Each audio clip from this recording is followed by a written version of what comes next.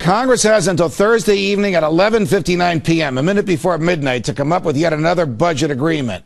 And my next guest says compromise has been a filthy, ugly word for freshman Republican members.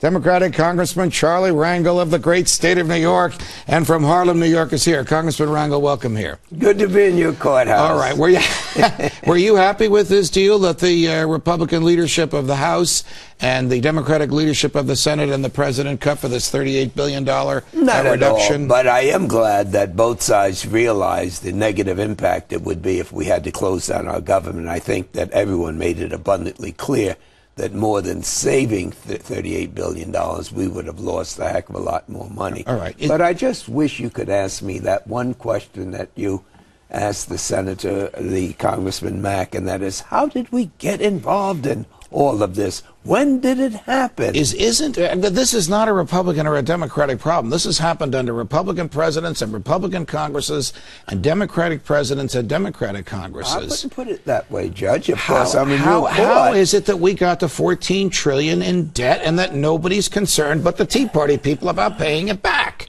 Because if you remember, the last Democratic president that we've had, that is before Bush and Reagan, was Bill Clinton. Right. He left a $5.6 trillion surplus.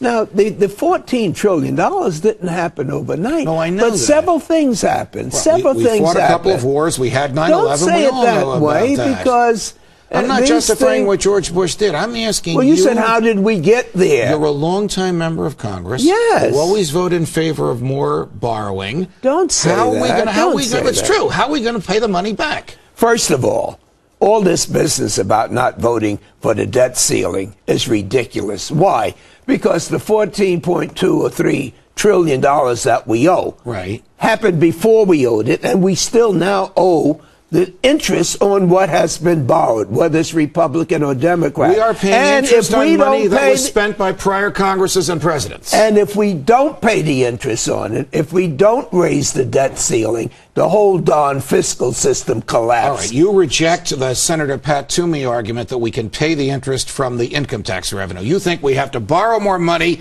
in order to pay interest on money that we've already borrowed and spent, right? Let me take it, no. But let me take it a step in assuming that you're right, because this whole thing is so inequitable and so truly unfair. When last have they talked about raising revenue in order to balance the budget? They just don't talk about it. When last have the Democrats, and even many of the Republicans, I'm not a partisan here, you know that, talked about stopping the spending or slowing the spending in order to balance the budget? If you weren't a judge, I would say you changing the issue.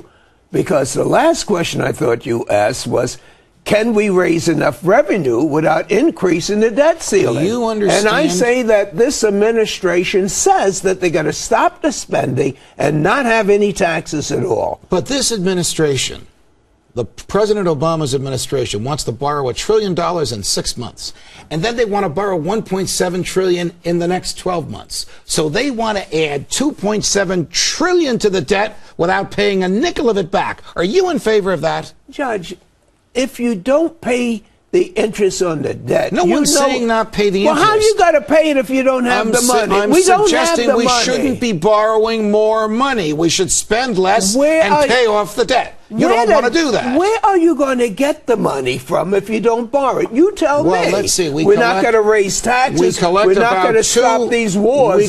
We should stop the wars. On that, we both agree. Well, I hope so. We should stop all 5 of the wars, but we do collect about $250 billion in taxes every month. Unfortunately, we also borrow $200 billion. We have corporations that don't play zip. We have the trillionaires that don't pay That would zip. be General Electric, the chairman of which is the president's good friend and sits on his advisory board. And he's not the only one that don't pay. Look, nobody should pay more taxes than they owe. We know that. Republicans are saying that you don't raise taxes and you just cut spending. And the Democrats are saying just keep borrowing ourselves into oblivion. That's just not so. But I tell you one thing, if we do have to cut, the immoral way in which they're cutting, the poor, the sick, the aged, is not the American way to do it. Can I tell you, even when I disagree with you, I enjoy when you come on any show with me. Charlie Rangel, thanks for joining us. Congressman.